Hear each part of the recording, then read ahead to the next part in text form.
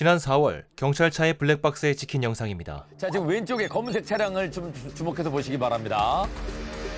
자, 이 차가 경찰차 앞으로 쓱 들어오는데 3345, 3333 차량. 자, 우측으로 정체하세요. 경찰의 지시를 무시하고 도주하는 차.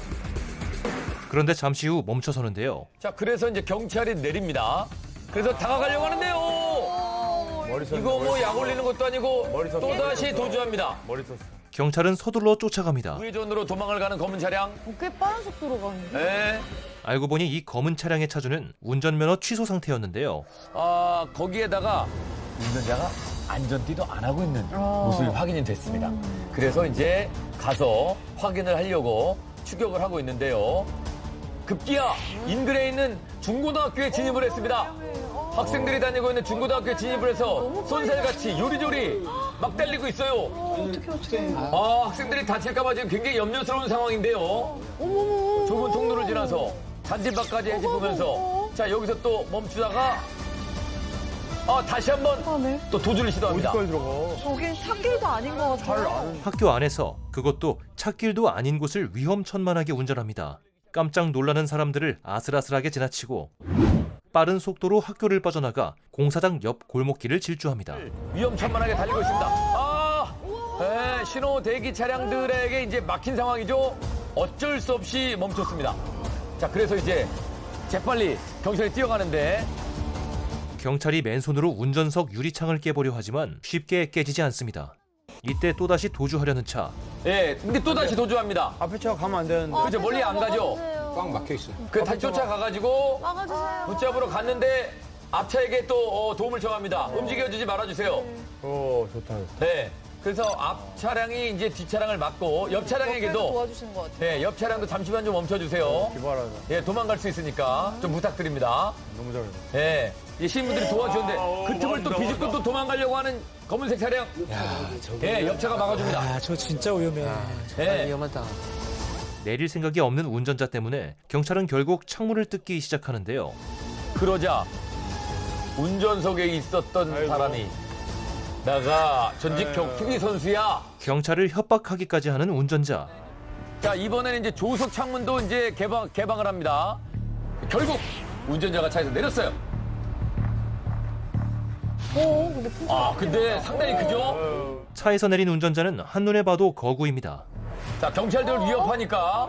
자, 이때 경찰이 다리를 걸어서 넘어뜨립니다. 다리 잡고. 예. 야, 역시 훈련을 통해서. 예. 자, 이 거구의 남성을 넘어뜨리고 경찰들이 체포를 시도합니다. 유도 되게 잘하시는 경찰관님이세요. 예. 나머지 3명의 경찰들도 합세합니다. 그러자 운전자가 나랑 한판 붙자. 내가 너 바로 제압할 수 있어. 당연히. 예. 계속 제압을 당하고 있으면서도 내가 너 제압할 수 있다. 결국 수갑이 채워지고 운전자가 연행이 됐습니다. 아이고야, 고생하셨다.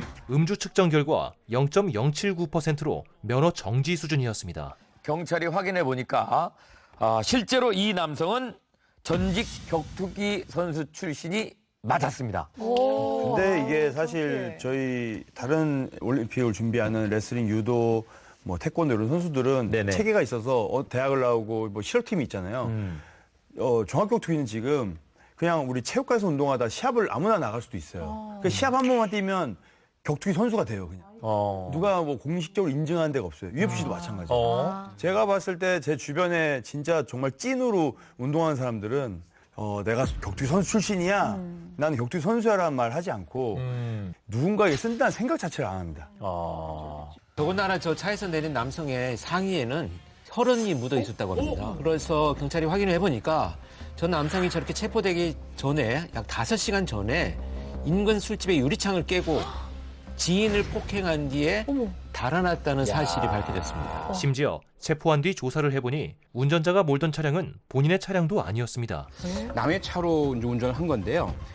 이번 사건으로 저 남성이 이제 받은 혐의, 과속, 급차선 변경, 지그재그 운전 등의 난폭 운전 혐의, 그다음에 이제 음주운전, 도로교통법 위반이고요. 그리고 형법상의 공무집행 방해죄. 여기에다가 또 자동차 손해배상 보장법 위반 혐의라는 게 있습니다. 이건 책임보험이 되지 않은 상태에서 운전을 하면 이 혐의가 적용이 돼요. 그러니까 남의 차를 운전했기 때문에 이 혐의가 또 적용이 됐거든요. 그래서 결국 이 남성 죄질이 좋지 않고 공무집행 방해 혐의까지 포함되어 있기 때문에 징역 1년 6개월 정도 형량을 받을 것으로 예상이 됩니다. 새벽 3시경 충남의 어느 골목길. 한 남성이 떨어뜨린 휴대전화를 주우려 하는데 옆에 따라오던 사람이 휴대전화를 발로 차버립니다. 그리고 또 다른 남성이 휴대전화 주인을 폭행하기 시작합니다. 차오는데. 자, 이 피해자는 바닥에 넘어졌고, 자, 계속해서 공격을 하고 있습니다. 주먹을 휘두르고 있어요. 진짜. 일행이 남성을 말려보지만 그렇게 적극적으로 말리는 것 같지는 않습니다. 자, 누가 좀 도와줘야 될 것 같은데. 자, 여기서. 다리로. 네, 심지어 발길질을 합니다. 피해자는 결국 기절합니다. 그러나 남자는 폭행을 멈추지 않는데요.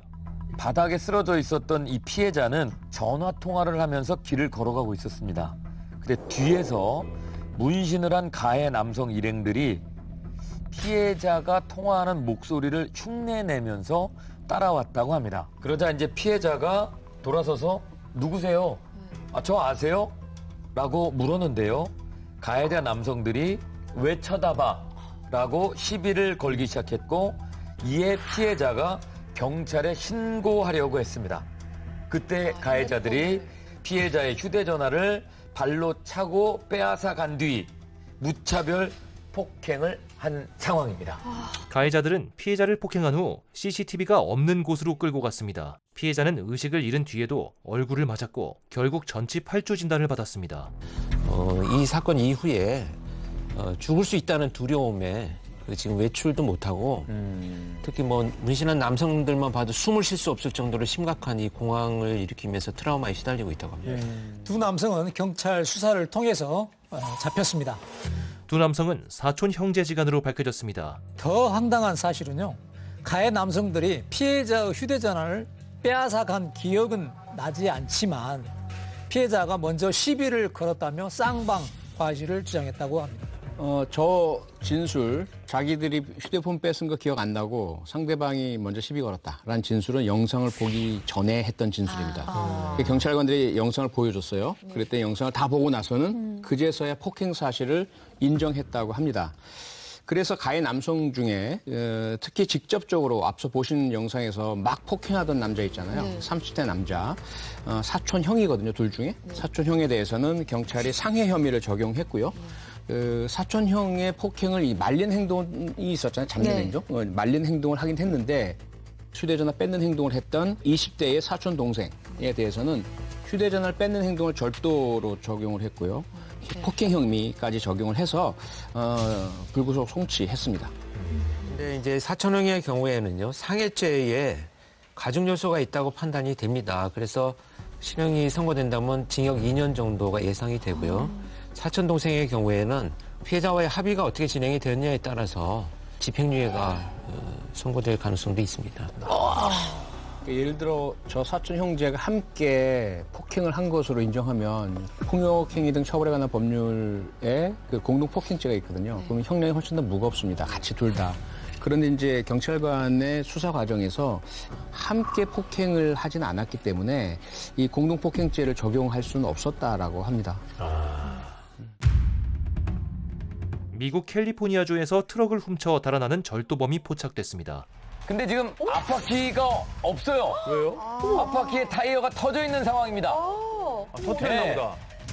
자, 이게 지그재그로 막 위험천만해 보이는 트럭이 덜컹거리며 지그재그로 흔들리는데 위태로운 상황에도 멈추지 않습니다. 그 뒤를 경찰이 바짝 추격하고 있고 이 상황을 경찰 헬기가 촬영하고 있습니다.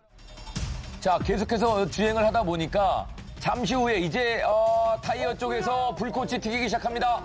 앞바퀴가 굉장히 위험한 상황입니다. 불나는데? 네, 점점 더 이제 불꽃이 튀기면서 불이 붙기 시작하는 것 같은데요.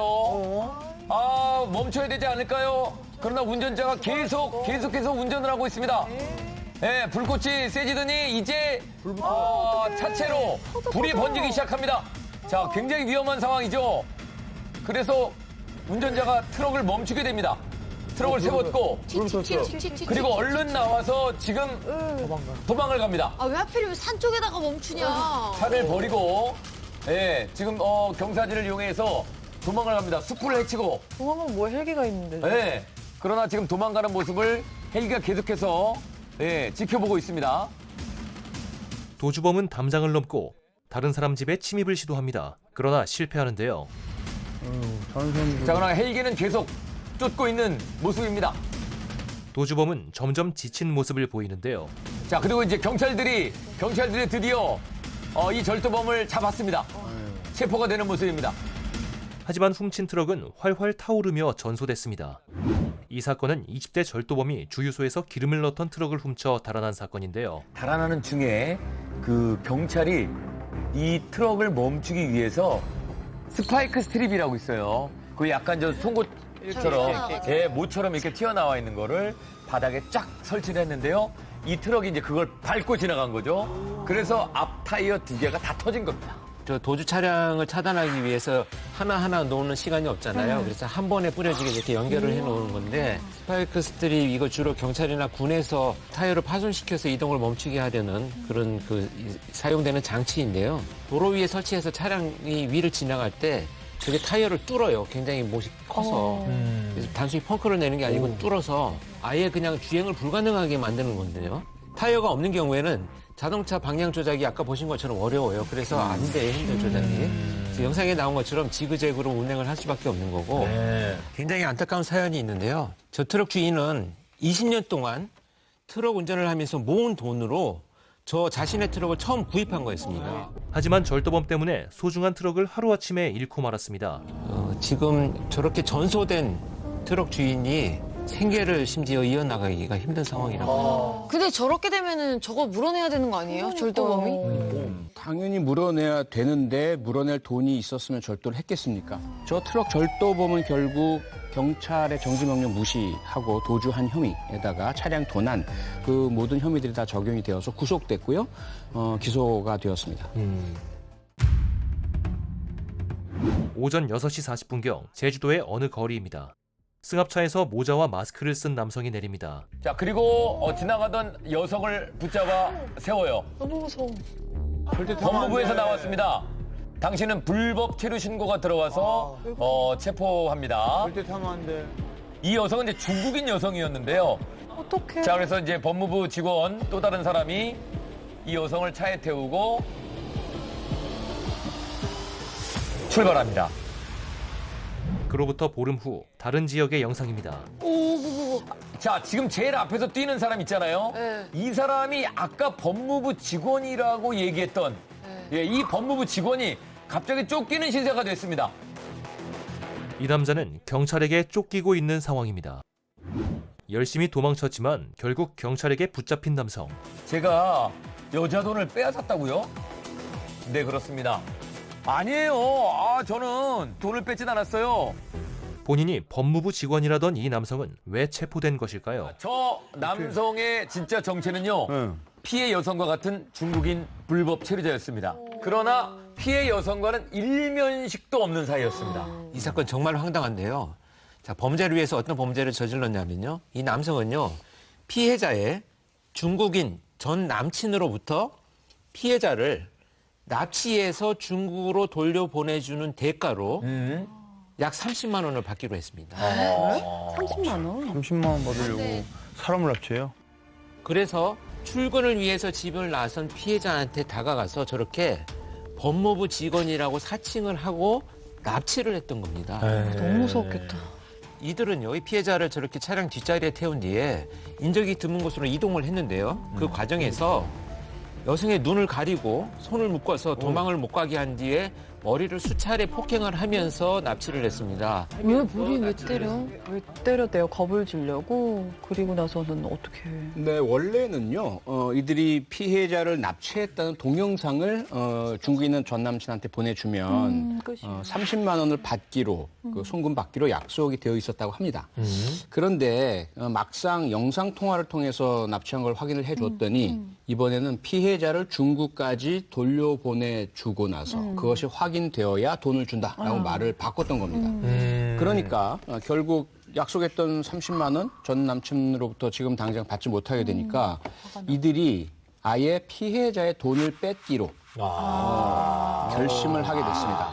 이들은 피해자를 협박해 집 비밀번호를 알아낸 뒤에 피해자 집에서 현금 225만 원을 가지고 나왔습니다. 독한 돈이네. 그러니까 불법 치료자니까 은행 예금이 어려운 거죠. 그러니까 현금을 집에 갖고 있을 확률이 높은 거죠. 하지만 범행은 여기서 끝난 것이 아니었습니다. 그리고 나서 이 납치범들은요, 피해자가 혹시라도 경찰에 신고할 것을 두려워해서 피해자의 나체 사진을 찍기로 합니다. 이 법무부 직원을 사칭했던 주범이 피해자를 유사 강간하는 장면을 다른 공범이 휴대전화를 이용해서 촬영을 하고요.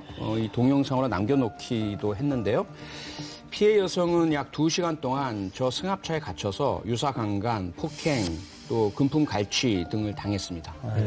그뿐만이 아니었습니다. 30만 원 때문에 범죄를 저질렀던 납치범들은 점점 더 큰 범죄를 저질렀습니다. 두 남성은요, 마지막까지 피해자를 쉽게 놓아주지 않았습니다. 피해자에게 6개월 동안 매달 50만 원씩을 보내지 않으면 사진과 동영상을 SNS에 유포하겠다고 협박한 뒤에야 집으로 돌려보냈습니다. 그 피해자는 결국 가까스로 집으로 돌아왔는데 경찰에 신고를 못하죠. 혹시라도 내가 불법 체류자 신분이 드러나서 추방당할까 봐. 그런데요, 2주가 지날 때쯤 되었을 때는 더 이상 견딜 수 없게 되었다고 합니다. 너무 힘들어서. 예, 그리고 또 이놈들이 찾아올 것이다라는 그 불안과 두려움 때문에 내가 설사 추방당한다 하더라도 경찰에 신고해야 되겠다라는 마음을 먹고 결심을 하고 경찰에 신고를 하고 결국 사건이 인지가 되었습니다. 네. 저 납치범들 결국 형사 입건되고 기소가 되었고요. 재판이 열렸습니다. 이들에게 적용된 혐의가요, 성폭력 범죄 처벌 등에 관한 특례법 위반 등의 6개 혐의가 모두 적용이 되었고요. 그 주범의 경우에는 범행의 수법과 계획성, 대담성, 결과의 중대성에 비춰서 죄질이 극히 무거운 점, 또 자신의 범행 장면이 담긴 영상을 보면서도 범행을 부인하는 점, 감금 이후의 모든 범행은 공범이 주도했다라고 거짓으로 변명하는 점 등을 모두 반영해서 징역 12년형이 선고가 되었고요. 다른 공범의 경우에는 피해자의 얼굴 등을 여러 차례 폭행한 점, 피해자의 집에 들어가서 현금을 가져온 점, 하지만 이 사건을 계획하고 주도한 사칭범, 주범보다는 상대적으로 죄질이 무겁지 않은 점 등을 모두 감안해서 징역 10년형의 선고를 받았습니다. 그럼 어쨌든 불법 체류자 신분이었지만 피해를 당한 여성은 어떻게 됐나요?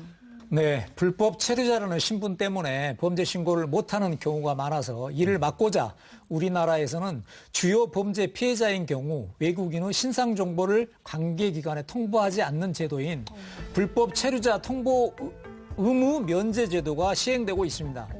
이번 사건의 피해 여성도 불법 체류자 통보 의무 면제 제도가 적용돼 추방되지 않을 것으로 보입니다. 참고로 이제 불법 체류자 통보 의무 면제 제도는 범죄 피해자, 그다음에 증인, 그리고 폭력, 성폭력, 노동 착취 등 임금 체불이나 이런 거에 관련돼 있으면 불법 체류자 통보 의무 면제 제도에 해당이 돼서 추방당하지 않습니다. 그런 게 생겼나 봐요. 하도 이런 일이 많아서. 과거 이 제도가 없을 때는 그 악덕 업주들이 오랜 동안 임금 체불하다가 그 임금을 주지 않기 위해서 불법 체류자라고 신고하는 그런 악용 사례들이 있었거든요. 그래서 이 제도가 만들어졌죠. 아, 임금 체불 때문에. 새벽 5시 40분경 대구. 골목길에 차 한 대가 천천히 들어오는데요. 자, 아직 해는 다 뜨지 않았고 이때 남자 한 사람이 차 쪽으로 다가가는데 차가 멈췄어요. 그랬더니 그냥 쓱 안쪽을 쳐다보고 지나갑니다. 사이드미러에 닿을 듯 말 듯 지나간 남성. 자, 차량 옆을 남자가 아슬아슬하게 지나간 이후에 차량이 움직이기 시작했고 잠시 후 남성이 같은 장소에 다시 나타났습니다. 이번엔 주차된 차 뒤에 웅크려 앉아 숨는데요. 이때 또 아까 그 차량이 들어옵니다. 아까 그 차량. 근데 이 남자가 다가가더니 사이드미러 쪽에 손목을 탁 부딪혀요.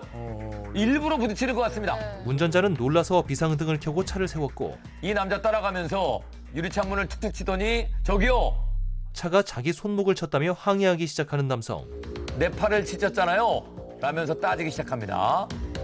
사고가 났다면서 남자가 따지기 시작했고 이 사람은 손목치기 사기범이었습니다.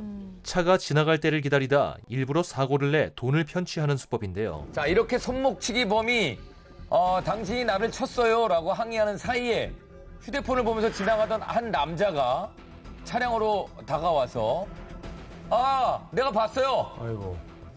저 아저씨가 남 팔 치고 지나갔어요. 너무 어설픈데. 너무 어색하다. 갑자기 사고를 봤다는 목격자까지 등장하는데 그랬더니 이제 차주가 뭔가 좀 이상하죠? 너무 이상하잖아. 결국 차주는 직접 경찰에 신고합니다. 어딘지 모르게 수상한 이 손목치기범과 그리고 목격자. 그런데 이 손목치기범의 나이가 놀랍게도 17살이었습니다. 왜 저러고 10대였고요. 자, 그런데 이번 사건 반전에 반전이 있을 거라고 했잖아요. 네. 이 사건의 주범은 따로 있었습니다. 영상에서요. 목격자로 사건 현장에서 증언한 남성 바로 이 사건의 주범이었습니다. 설계를 했구만. 그 주범은 성인이에요? 그렇습니다. 사건 당시 20살이었습니다. 근데 이 주범의 주장에 따르면 동거녀가 임신을 하니까 병원비를 마련하기 위해서 알고 지내던 후배와 보험 사기를 꾸몄던 거다라고 합니다. 너무 어설프다. 그런데 이 사건이 여기서 또 끝이 아닙니다.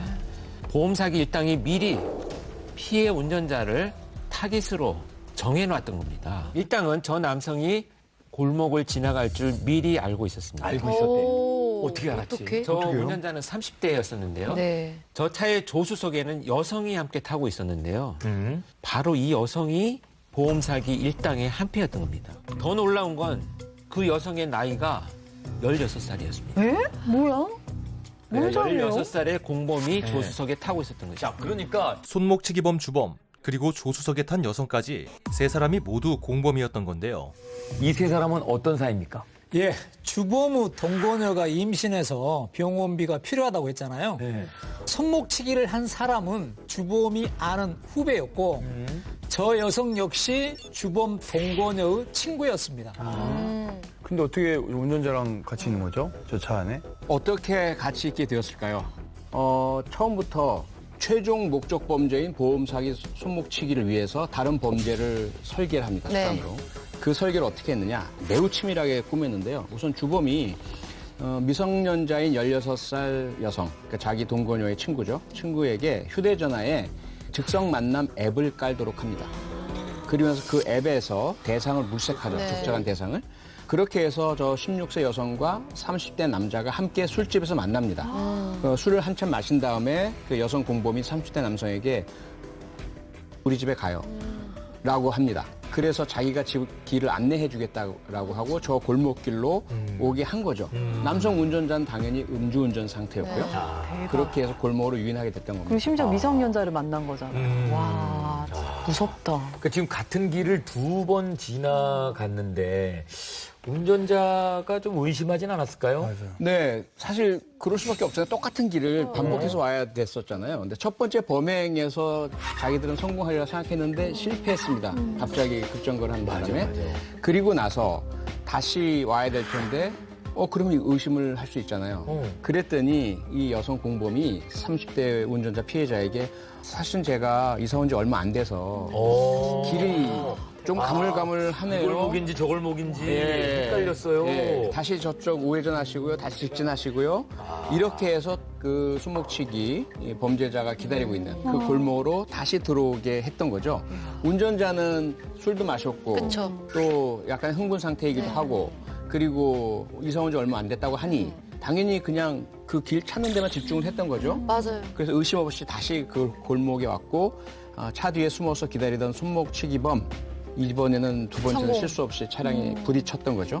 그리고 나서 근처에 있던 주범 역시 목격자 행세를 하면서 다가와서 내가 봤다라고 분위기 조성을 하고 이렇게 상황이 만들어졌던 겁니다. 그러면서 이제 자기들이 이미 알고 있죠. 음주운전 상태라는 거. 네. 운전자의 약점을 잡아서 합의금만 주면 경찰에 신고하지 않겠다라고 해서 제 차 거액의 합의금을 요구하던 상태였습니다. 너무 세게 불렀구나. 근데 근데 너무 오죽 찝찝했으면 술 먹은 상태인데도 미성년자를 만났는데도 신고를 했겠어요. 실제로 출동한 경찰이요. 30대 운전자의 음주 측정을 했는데 그 결과 혈중 알코올 농도의 수치는 훈방 수준이었습니다. 그렇게 많이 먹진 않았네. 아마 술을 많이 마시지는 않았던 것 같아요. 네, 게다가 음주운전으로 걸려도 그 처벌을 감수할 만큼 여러 가지 정황이 너무 의심스러우니까 한번 신고를 한 것 같습니다. 이 계속해서 합의금을 요구하는 것도 그렇고요. 처음 골목에 진입해서 손목치기범과 부딪힐 뻔했을 때 그 네. 사람의 얼굴을 한번 본 것 같아요. 네. 그래서 자신의 차에 부딪혔다고 주장하는 남성과 처음 사고 날 뻔했던 남성이 동일인인 거를 파악을 하고 보험 사기를 의심을 해서 신고를 한 게 아닐까 싶습니다. 네. 근데 당시에는요, 이 30대 운전자가 출동한 경찰한테 이거 아무래도 보험 사기가 의심된다라고 했지만 당시에는 확실한 정황이 없었어요. CCTV가 확보되지도 않았기 때문에 모두 일단 기가 조치가 되었고요. 그 이후에 실제로 17살의 이 손목치기범은 보험회사로부터 약 37만 원의 보험금을 수령을 합니다. 이 이후에도 수사는 계속 진행됐습니다. 그러자 결국 손목치기범은 자신의 범행을 인정하게 됩니다. 하지만 보험 사기는 자기 혼자 계획 실행했다고 주장했는데요. 그렇게 주장할 수 있었던 이유가 3명의 보험 사기 일당이 경찰 수사에 대비해가지고 서로 주고받은 메시지 등을 모두 삭제해서 증거를 인멸했기 때문입니다. 하지만 경찰은 집요하게 CCTV 등을 분석했고 마침내 이들의 범행을 밝혀낼 수 있었습니다. 네. 이 셋은 어떤 처벌을 받게 되죠? 일단 보험 사기 혐의로요. 주범은 징역형을 받을 것으로 보여지고요. 손목치기범과 여성 공범은 소년 보호 처분을 받을 것으로 예상이 됩니다. 네. 그런데 뭐 금액이 크지 않고 이러다 보니까 징역 1년 6월에 집행유예 정도가 나오지 않을까 예상을 합니다. 뭐 운전자가 보험 사기를 당하긴 했지만 또 미성년자를 즉석 네. 만남 앱으로 만난 거잖아요. 그리고 미성년자의 집까지 가려고 했고 이거는 처벌이 안 되나요?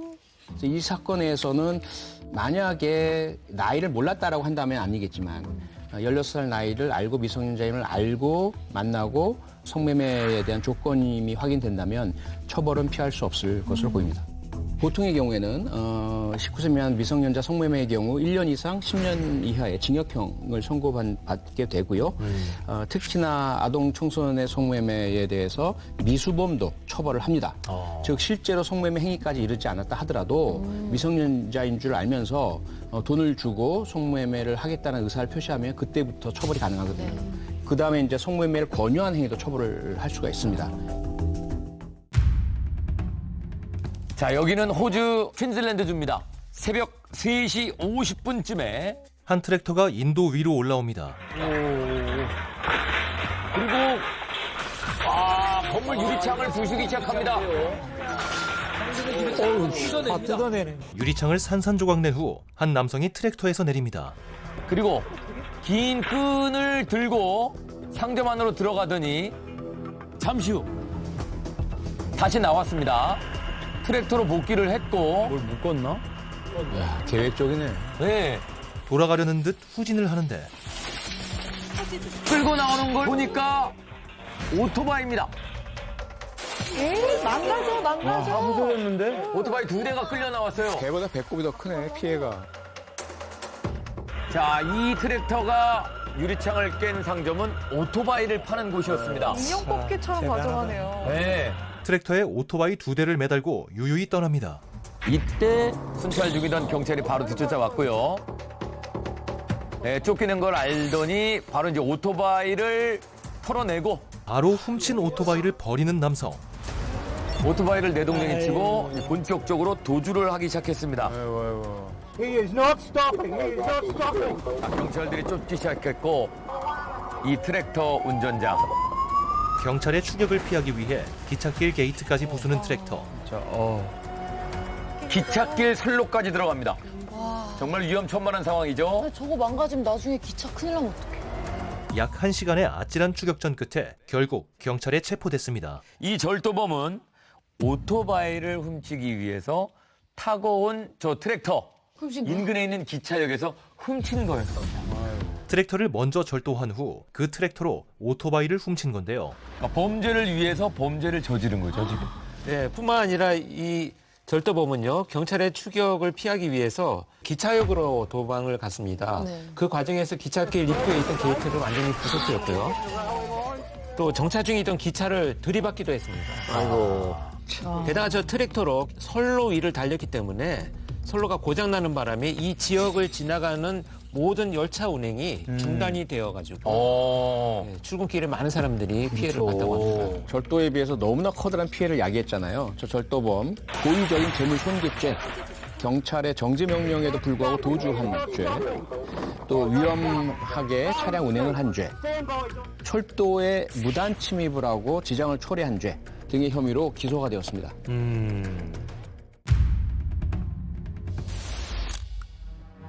내가 집에 아내를 죽여서 하남시 아기 예수를 낳고 잔다면 어찌하겠는가?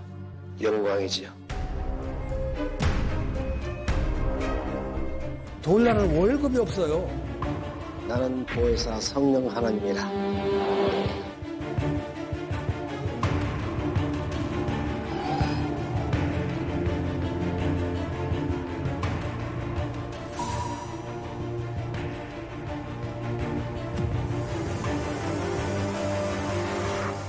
오늘 라이브 이슈에서는요, 종교를 가장해서 범죄를 저지르는 사이비 종교에 대해서 이야기를 나눠보려고 합니다.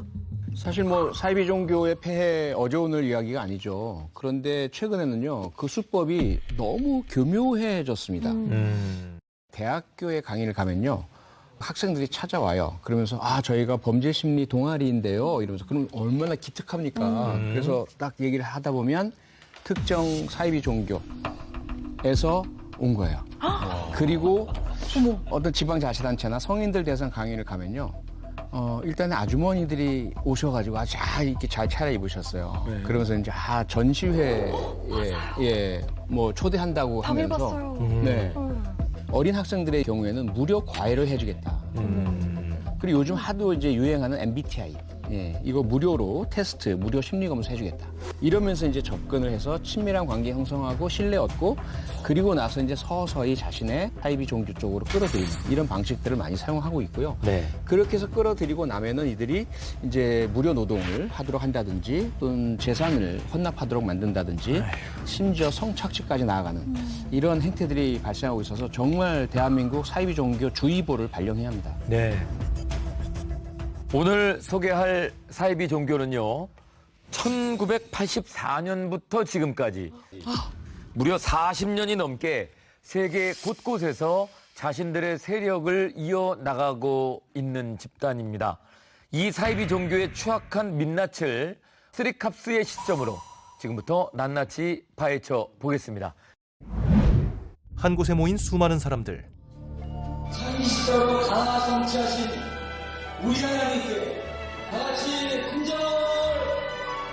수많은 신도들이 우리 하나님이라 불리는 누군가에게 절을 하고 있습니다. 여기까지 따라오신 여러분께 축하드립니다. 말이 끝나기 무섭게 박수갈채가 쏟아지고 그가 가는 길엔 환호 행렬이 이어집니다. 우리 하나님이라 불리는 이 남자는 누굴까요? 자, 이제 영원히 같이 살 수 있는 자들이, 믿을 수 있는 자들이 그만 됐으니까 신문을 밝혀야죠. 나는 보혜사 성령 하나님이라. 진짜 미쳤다. 스스로를 하나님의 아들이라 칭하는 교주 박명호입니다. 자, 이곳은 바로 소리가 작아서 안 되겠어. 소리를 크게 해. 박명호가 만든 종교.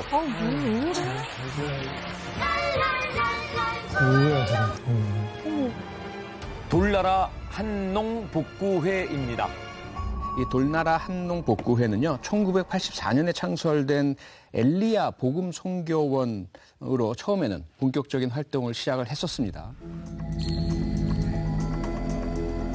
이들은요, 천국에 가려면 모든 생활을 접고 오직 신앙에만 전념해야 한다라는 교리를 내세웠고요. 이 때문에 많은 신도들이 자신의 직업을 버리기도 했고요. 또 선교원에 들어오기 위해서 어떤 사람은 가족을 모두 데리고 선교원이 있는 강원도 원주까지 들어와서 생활하기도 했고요. 심지어는 가족들이 동의하지 않으니까 가족을 버리고 들어간 사람도 있었다고 합니다. 네. 뭐 직업도 버리고 가족도 버렸다는데 그게 가능한가요?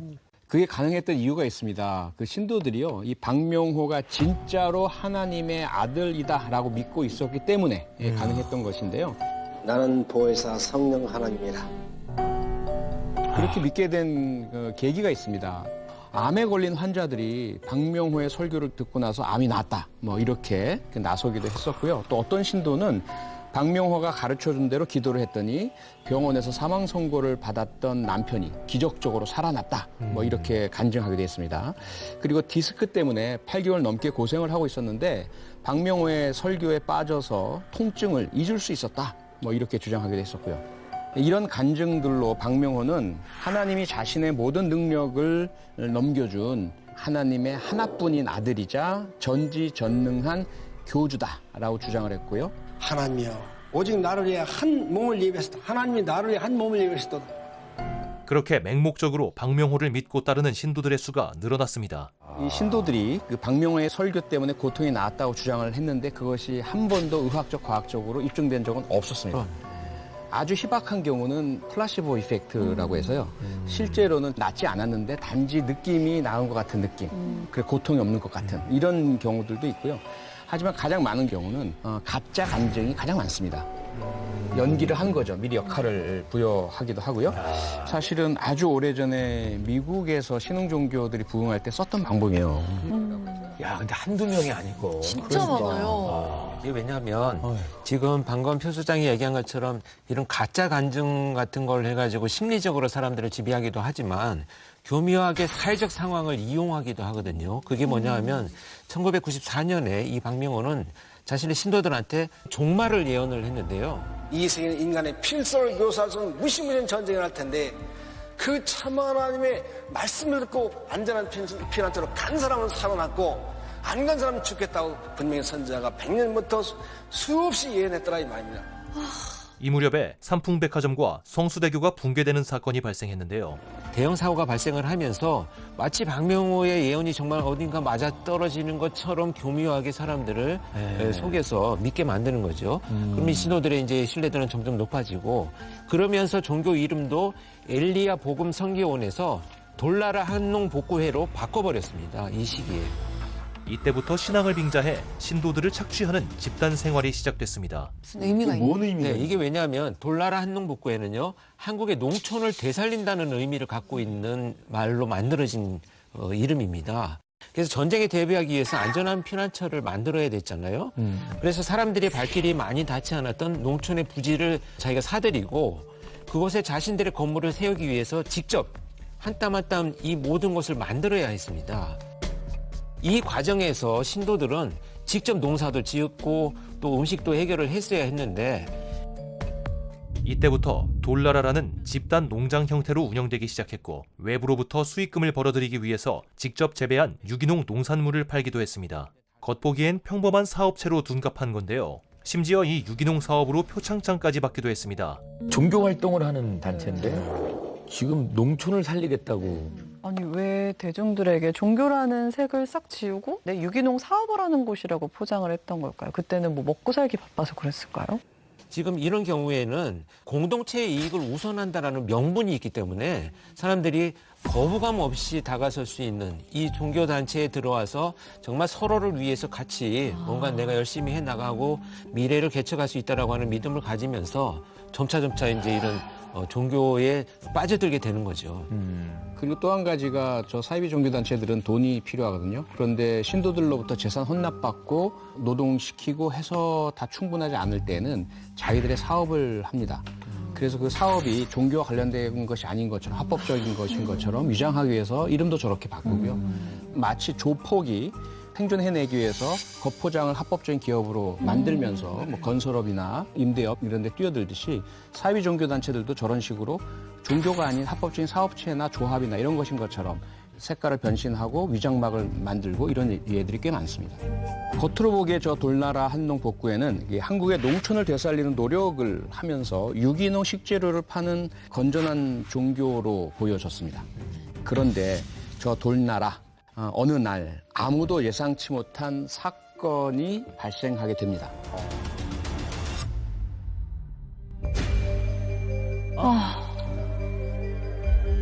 2003년 한 신도의 별장에 찍힌 CCTV입니다. 자, 지금 여성 신도를 끌어안고 누워있는 모습. 이 은밀한 행각이 CCTV 영상에 찍혔고요. 그런데 한 사람이 아니었고 CCTV에는 여러 명의 여성 신도들이 있었는데요. 예, 자, 이게 어떻게 가능했을까요? 그래서 며칠 전에 제 제일 가까운 옆집 남자를 불렀어요. 내가 집에 아내를 주어서 하남시 아기 예수를 낳고 잔다고 어찌하겠는가. 영광이지요. 근데 제가 취해온 더러운 여자는 어떻게 주님이 취하시겠습니까? 그럼 내가 깨끗한 동정녀 집에 어린 딸을 취해서 씨를 퍼뜨린다면 어떡하겠는가. 환히 웃으면서 그야 영광이지요. 정말 기쁨으로 영광으로 생각하겠는가? 그러면 환히 웃어. 자, 신도들에게 박명호는 내가 하나님의 아들이기 때문에 절대적으로 믿고 따랐고요. 뭐래? 용가스를 내기더라. 이게 저 박명호를 향한 아주 저 기괴한 찬송가입니다. 서방님 여보야 남편님 기쁨도요. 진짜 최고 따따봉 사랑해요. 박명호는 이렇듯 기괴하고 맹목적인 지지를 받아왔는데요. 박명호는 자신을 낭군, 신랑으로 칭했고요. 돌나라 신도들은 모두 박명호 교주 앞에서 신부가 되었습니다. 그런 이유로 박명호는 여신도들과 부적절한 성관계를 맺어왔던 겁니다. 저 영상은 원래 저 이제 별장 자체는 한 신도 명의의 별장이었는데 그 신도가 이후에 이제 탈퇴를 했습니다. 그리고 이제 영상을 공론화한 거죠. 이게 도대체 맞는 일이냐. 네. 몰래 찍었네요. 몰래 네. 찍었나 보다. 그런데 영상 중간중간에 그 나왔던 내용 중에 결혼한 여성을 취하겠다. 내가 집에 아내를 주어서 하남시 아기 예수를 낳고 잔다고 어찌하겠는가. 네. 이게 가능한 일인가 싶은데요. 그게 너무 성경하고도 다른 얘기고 네. 절대 뭐 남의 것을 탐하지 말라 이렇게 돼 있잖아요. 근데 특별한 이유가 있었습니까? 이 박명호는요, 자신의 이런 행동을 정당화하기 위해서 창기 십자가라는 교리를 내세웠습니다.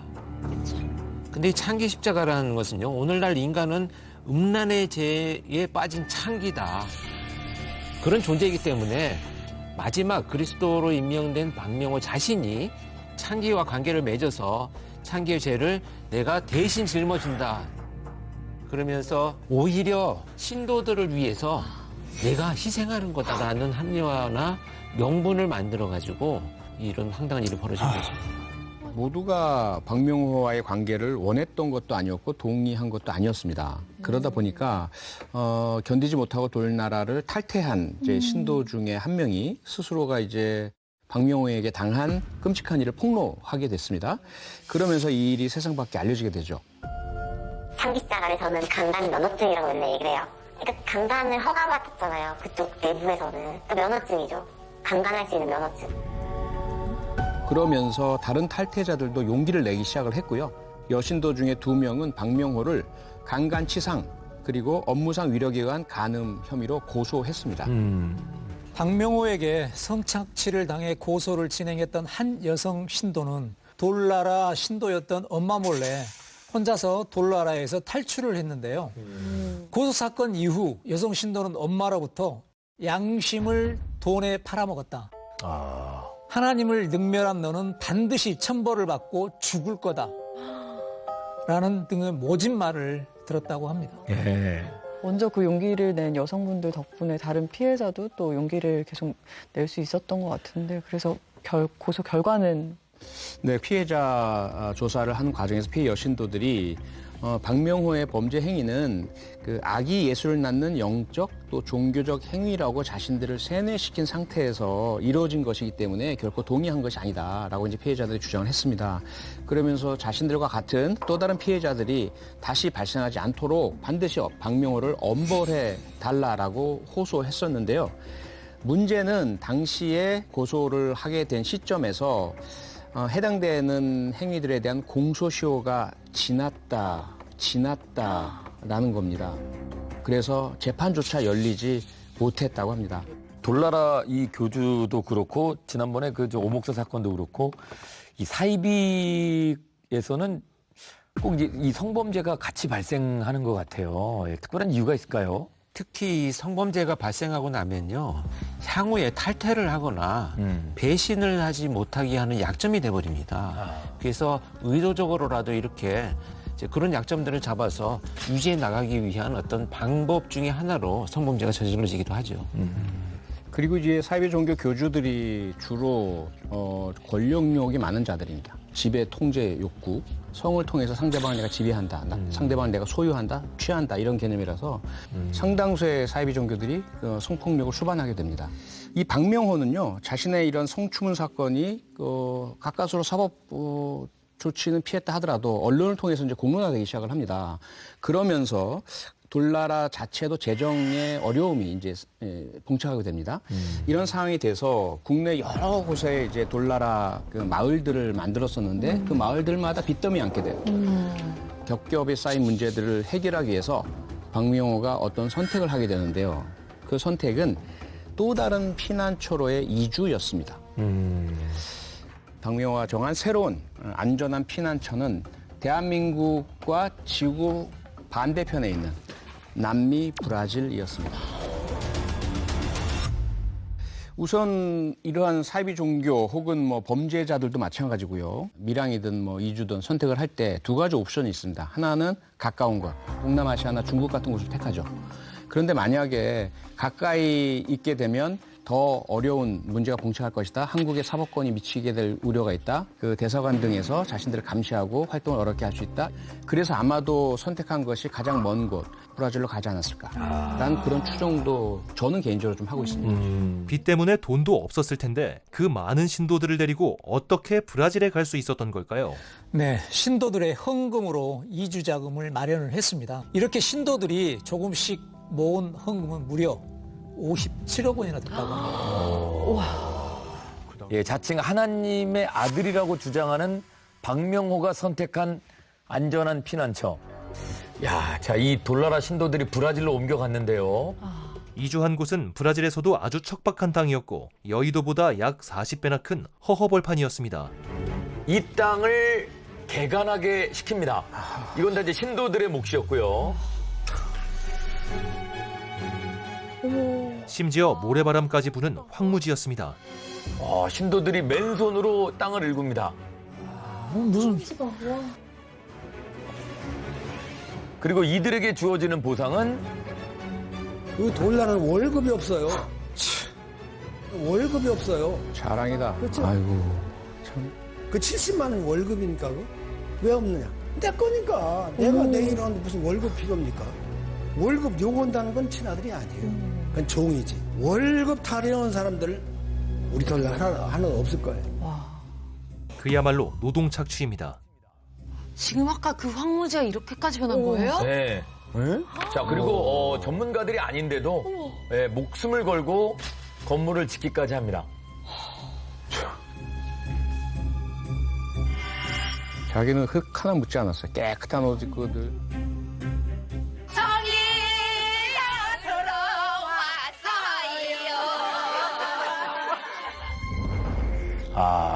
자, 이렇게 척박했던 땅이 이렇게 됐습니다. 오 마이 갓.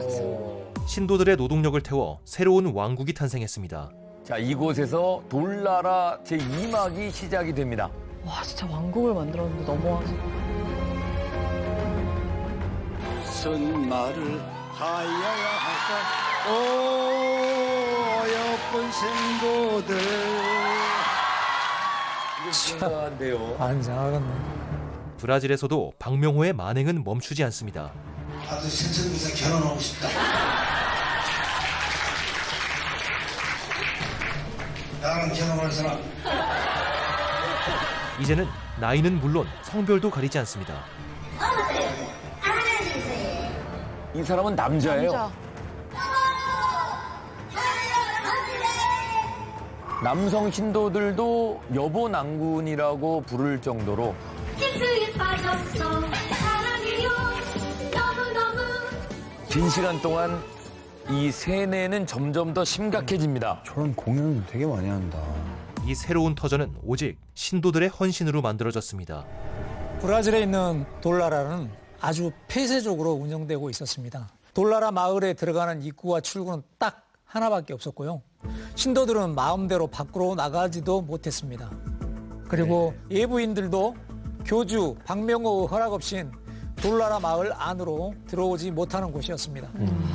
저렇게 되면은 진짜 저거밖에 모를 수밖에 없죠. 세상 밖에 어떻게 돌아가는지 모르는데. 다 못 오게 하고 다 못 나가게 네. 하고. 근데 그러면은 사실 처음에 갔었을 때 황무지였잖아요. 그럼 그때 식사 같은 거는 다 어떻게? 엄격한 규율이 적용됐었는데 뭐냐면 태초 인류의 최초에는 불을 사용하지 않았다라고 이제 구약 성경에 나오고 그러잖아요. 네네. 그러니까 그걸 그대로 따라야 한다면서 돌나라 신도들은 모든 음식을 날 것만 먹어야 한다. 그래서 생쌀, 풀, 과일 등을 모두 익히지 않은 날 것 그대로, 생것 그대로 먹었고요. 고기나 해산물은 없어서가 아니라 이거는 먹어서는 안 되기 때문에 우리는 공급하지 않는다. 이렇게 해서 음식들을 통제했습니다. 아니 아까 애들도 많은데 생쌀 먹으면 뭐 배탈 나고 건강에 뭐 영향이 너무 안 좋았을 것 같은데. 그게 가장 큰 문제였죠. 그래서 돌나라를 탈퇴한 이제 신도들이 증언을 했는데요. 바로 그런 생식 강요 때문에 어린이들 중에 상당수가 적응을 하지 못해가지고 어른들도 배탈하고 상당히 그 많은 이제 문제들을 야기했다고 합니다. 건강상에. 그 이후에 너무 심각해지니까 돌나라가 살짝 규정을 바꿔서 약간의 불을 사용한 음식은 먹을 수 있게끔 그 규정을 바꾸게 되었습니다. 이런 방침은 돌나라 초창기부터 있었던 규율입니다. 심지어 아이들은 이 안에서 제대로 된 교육조차 받지 못했습니다. 아이들은 아침에 간단한 사칙 연산을 배우게 되는데요. 문제는 고등학생들도 사칙 연산까지밖에 안 가르친다는 거죠. 그래서 이 모든 것들을 어겼을 때는 박명호의 지시하에 체벌을 견뎌야 했는데요. 속옷이 비어 엉켜붙어 있어서 벗겨지지 않았을 정도였다고도 하는데 그런데도 이 안에서는 약을 사용할 수도 없었기 때문에 뭐 연고를 바르거나 치료를 할 수도 없었고요. 심한 체벌을 받은 아이들은 며칠씩 또 밥을 안 주고 굶기기도 했다고 합니다. 그런데 이 돌나라 어린이들에게 비극은 그것만이 아니었습니다. 함께 살려면 화장실이 필요하잖아요. 사람들이 살려면. 그래서 이제 정화조를 만드는 작업을 하게 됩니다. 그래서 미리 정화조용 도랑을 깊고 길게 파놨었거든요.